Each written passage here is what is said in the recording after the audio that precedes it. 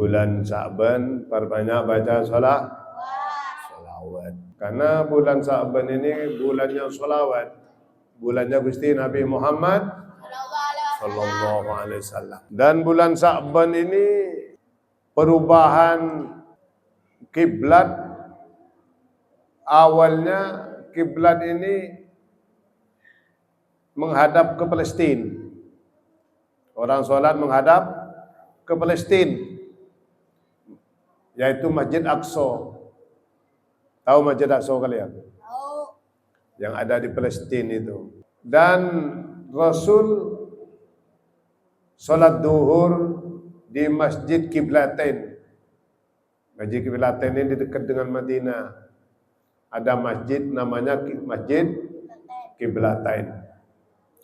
Nabi sholat duhur di situ 2 rakaat masih menghadap ke Palestina, ke Masjid Aqsa. Nah, setelah 2 rakaatnya lagi datang malaikat Jibril alaihis bahwa dapat perintah dari Allah Subhanahu wa taala, salatnya ngadepnya dirubah, geser, belok, yaitu belok menghadap ke Mekah, ke Masjid Mekah, nunduk ke Masjid Mekah. Makanya kata Allah, "Fawalli wajhaka syatral masjidil haram."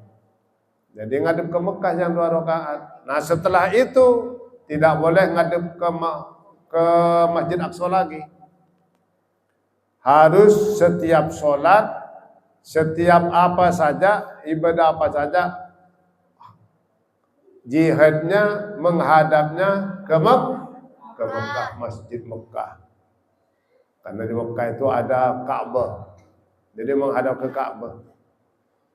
Gitu. Makanya masjid itu dikasih nama Masjid Qiblatain.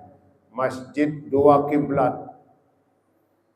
Kalau orang umroh biasanya sama tour leadernya dibawa ke situ, sama mutawibnya dibawa ke Masjid Qiblatain, karena masjid yang amat sangat bersejarah dan terjadi perubahan kiblat itu yaitu di bulan Sya'ban. Dan perintah untuk berselawat kepada Gusti Nabi Muhammad sallallahu alaihi wasallam, dan Allah memperlihatkan dan memberitahu kepada kita semua bahwa Allah itu sama-sama berselawat dan para malaikat-malaikatnya itu terjadi. Dan ayat ini diturunkan oleh Allah bertepatan dalam bulan Sya'ban. Apa kata Allah? Innallaha wa malaikatahu yusalluna 'alan nabi. Allah. Ya ayyuhalladzina amanu sallu 'alaihi wa sallimu taslima.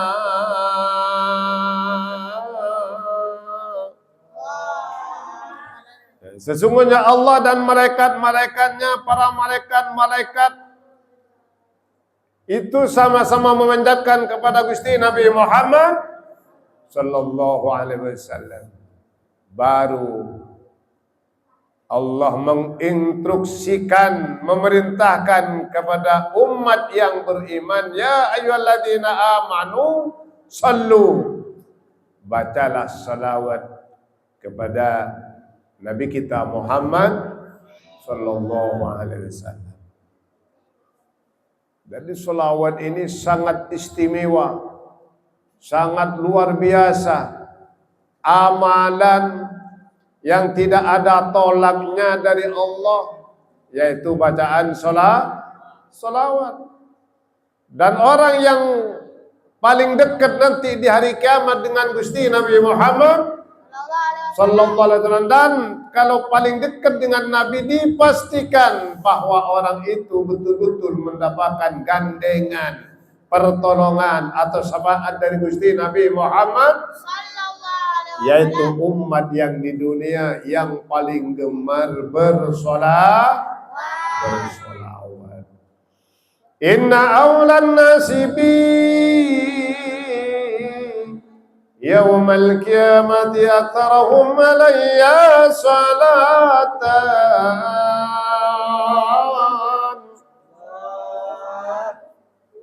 Paling afdalnya umat, paling istimewanya umat, paling mulianya umat nanti di hari kiamat yaitu umatku, kata Nabi.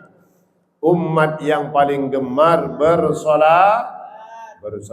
Makanya baca solawat ini jangan dikit-dikit, yang banyak. Kalau perlu ribuan.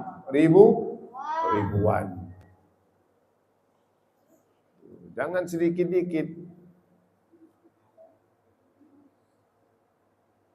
Yang banyak baca solawat. Ya nggak bisa yang panjang-panjang, yang pendek-pendek aja. Selawat apa yang paling pendek? Yaitu selawat Jibril. Sallallahu ala Muhammad, sallallahu ala Muhammad, sallallahu ala Muhammad, sallallahu ala Muhammad, sallallahu ala Muhammad, sallallahu ala Muhammad, sallallahu ala Muhammad, sallallahu ala Muhammad, sallallahu ala Muhammad, sallallahu ala Muhammad. Itu selawat Jibril. Atau selawat pohon uang, Syajaratul Nuqud. Kalau bisa jangan kurang dari 1000. Itu selawat pohon uang. Allahumma sholli ala Sayyidina Muhammad wa ala ali Sayyidina Muhammad. Yang dibaca barusan itu. Selawat Syajaratul Nuqud. Jangan kurang dari 1000 kalau bisa. Oh, nggak bisa 1000, kebanyakan. 400 kali setiap habis sholat Isya. Bisa dibaca di masjid, bisa dibaca di rumah, bisa di tempat tidur, lagi tidur-tiduran, lagi berjalan boleh dibaca. Dan ditambah dengan selawat Jibril sallallahu alaihi Muhammad sallallahu alaihi Muhammad. Itu kalau bisa sampai 10.000. Bahkan ada seorang ulama mengamalkan selawat Jibril itu per hari dengan istiqomah 16.000 banyak. 16.000, Masya Allah, luar biasa. Memang sesuai kalau di bulan Sya'ban ini seharusnya amalan yang paling efektif dan efisien yaitu bacaan solawat. Masya Allah. Dan besok kita ini kalau bisa puasa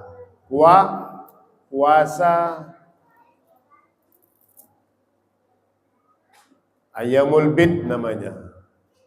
Hari Minggu tanggal 1. Hari Minggu tanggal 1 apa itu?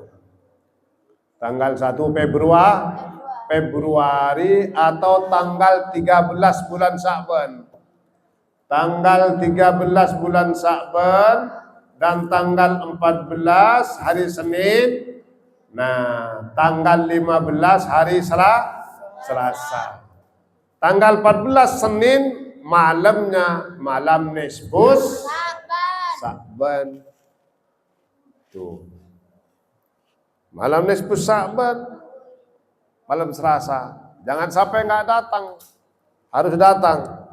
Kenapa? Karena malam nisfus Sya'ban kita adakan bacaannya Yasin bareng-bareng. Berapa kali? 3 kali. Dan siangnya kita jangan sampai nggak puasa. Walaupun hari Minggunya nggak puasa, tapi Seninnya harus berpuasa. Kata Nabi, turfa'u fihil a'mal ila rabbil alamin. Fa uhibbu an yurfa'a amali wa ana sha'imun. Dan di bulan Sya'ban atau yang disebut Sya'ban itu diangkat amal-amal kepada Allah Subhanahu wa ta'ala. Perubahan buku yang lama 1 tahun diganti dengan buku yang baru diganti. Fa uhibbu ayyurfa'a, saya ini amat sangat cinta dan senang apabila amal-amalku dan diajukan kepada Allah dalam keadaan aku melaksanakan so'im, yaitu puasa. Jadi puasa siang hari. Nah, kita juga baca Yasin. Biasanya 3 kali. Yang pertama dengan niat apa? Minta diberikan umur panjang, taat beribadah kepada Allah. Umur yang berkah, taat beribadah kepada Allah. Umur panjang banyak sampai puluhan tahun tapi nggak diisi dengan ibadah, nggak menimbun amal, nggak menimbul oleh-oleh yang nggak kita bawa, kita ajukan dan pasti kita akan menerima. Kalau sudah pulang ke hadapan Allah Subhanahu wa ta'ala. Buat apa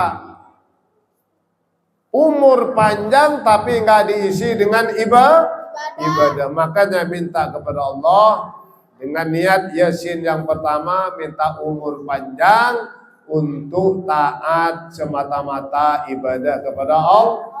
Taat beribadah, senang beribadah, senang sholat berjamaah. Jangan pernah meninggalkan sholat 5 waktunya. Kalau bisa sholat tahajudnya dan sholat duhanya kita realisasikan. Jadi tiada hari tanpa ibadah, tiada malam tanpa ibadah. Semakin semangat untuk membaca Quran dan berselawat kepada Gusti Nabi Muhammad sallallahu alaihi wasallam. Itulah umur yang berisi namanya itu. Berisi. Isinya yaitu mendekatkan diri kepada Allah Subhanahu dengan jalan memperbanyak ibadah. Lalu kemudian Yasin yang kedua, minta rizki yang barokah. Rizki yang halal banyak barokah. Istri itu kalau rizki yang barokah, yaitu rizki yang untuk beribadah kepada Allah Subhanahu wa ta'ala. Punya rizki uang banyak, menyantuni anak yatim, membantu orang-orang yang butuh bantuan, buat beramal namanya kata, berinfak, buat fakir miskin, orang yang amat sangat butuh bantuan, itu dibantu. Itu namanya rizki yang membawa barokah, rizki yang dapat menyelamatkan dan membahagiakan dunia akhirat. Itulah rizki yang membawa barokah. Yang ketiga, yaitu Yasin, minta ditetapkan iman dan Islam sampai menghadap kepada Allah Subhanahu wa ta'ala. Jangan lupa besok Senin malam Selasa. Senin malam Selasa, malam nisfus Sa'ban. Dalam sebuah hadis, "Idza kanat lailatul nisfi min Sya'ban faqumu lailaha wa sumu naraha." Barang siapa yang di nisfus Sa'ban melakukan amalan-amalan puasa di siang hari, di malam harinya beribadah kepada Allah Subhanahu wa ta'ala, maka Allah menawarkan bagi orang yang beribadah pada nisfus Sa'ban, man sa'ilin fa'utiyahu su'alahu, siapa saja yang minta kepadaku, berdoa kepadaku pada malam ini, itu dimasukkan Sa'ban. Itu tawaran daripada Allah Subhanahu wa ta'ala, instruksi dari Allah. Siapa yang mau minta-minta pada malam ini, fa'utiyahu su'alahu, maka aku berikan dia. Barang siapa yang berdoa, aku kabulkan dia, aku perkenankan dia dari segala permohonan, dari segala doanya. Itu kata Allah Subhanahu, itu hadis qudsi. Wa hal min mustaghfirin faghfir lahu. Barang siapa yang minta ampun dari segala dosa dan kesalahannya pada malam nisfu Sya'ban, maka aku ampuni segala dosa dan kesalahannya. Kalau minta ampun, maka jadi Lailatul Qadar juga ini. Malam nisfu Sya'ban ini, kalau orang Madura bilang Lailatul Qadar katanya. Sehingga banyak orang tidak tidur malam. Siang harinya puasa, malam harinya tidak tidur. Banyak. Saya aja dulu sama teman-teman gak ada yang tidur itu. Wa hal min mustarsikin farzuqhu. Barang siapa yang minta rizki pada malam ini, kata Allah, farzuqhu, aku berikan rizki hatta yatlu al-fajr, sampai datangnya fajar, waktu subuh. Masya Allah. Jadi sangat luar biasa nisfu Sya'ban. Jadi jangan sampai disia-siakan. Malam nisfu Sya'ban diisi dengan beribadah kepada Allah Subhanahu wa ta'ala. Mudah-mudahan kita semuanya diberikan sehat sehingga dapat melaksanakan ibadah dengan baik dan sempurna. Kalau bisa besok melaksanakan puasa, besok hari Minggu, hari Senin dan hari Selasa, 3 hari. Kalau bisa tiga hari, nggak bisa 3 hari, hari Senin dan Kamis jangan lupa melaksanakan puasa. Demikianlah yang dapat kami sampaikan. Mudah-mudahan bermanfaat bagi kita semua. Amin.